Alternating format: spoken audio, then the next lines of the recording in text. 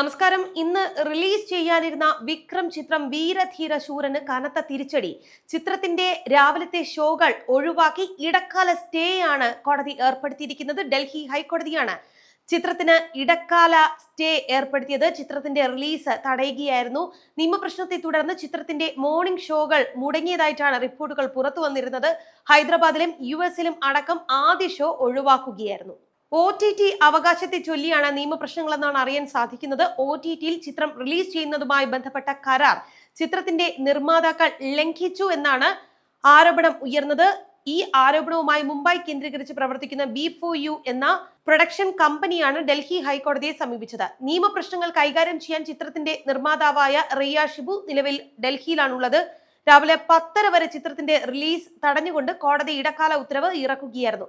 പ്രശ്നപരിഹാരത്തിനായി 7 കോടി രൂപ B4U കമ്പനിക്ക് നൽകണമെന്ന് കോടതി ഉത്തരവ് പുറപ്പെടുവിക്കുകയും ചെയ്തിരുന്നു.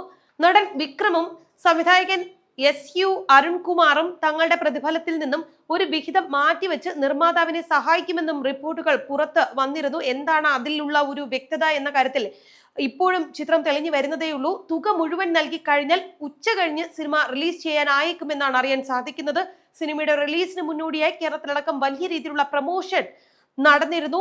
സിനിമയുടെ അണിയറ പ്രവർത്തകരെല്ലാം തന്നെ സിനിമയുടെ റിലീസുമായി ബന്ധപ്പെട്ട് നടൻ വിക്രം അടക്കമുള്ളവർ കേരളത്തിലെത്തിയിരുന്നു. തമിഴ്നാട്ടിൽ എമ്പുരാനും റിലീസ് ചെയ്യുന്നുണ്ട്. വീരധീര ശൂരന്റെ ആദ്യ ഷോ മുടങ്ങിയതോടുകൂടി വലിയ സാമ്പത്തിക നഷ്ടവും നിർമ്മാതാവിനുണ്ടാകും. ചിത്രത്തിന്റെ 2ാം ഭാഗമാണ് ആദ്യം റിലീസ് ചെയ്യുന്നത്. HR പിക്ചേഴ്സിന്റെ ബാനറിൽ റിയ ഷിബു നിർമ്മിച്ച ചിത്രം SU അരുൺകുമാർ ആണ് സംവിധാനം ചെയ്യുന്നത്. വിക്രമിനൊപ്പം തന്നെ SJ സൂര്യ, സുരാജ് വെഞ്ഞാറമൂട്, ദുഷാര വിജയൻ എന്നിവരും ചിത്രത്തിൽ പ്രധാന വേഷങ്ങളിൽ എത്തുന്നുണ്ട്. അതേസമയം തെന്നിന്ത്യൻ സിനിമാ പ്രേമികളും ആരാധകരും ഒരുപോലെ ഏറെ ആവേശത്തോടെ കാത്തിരുന്ന എമ്പുരാൻ തിയേറ്ററുകളിൽ എത്തിയിട്ടുണ്ട്.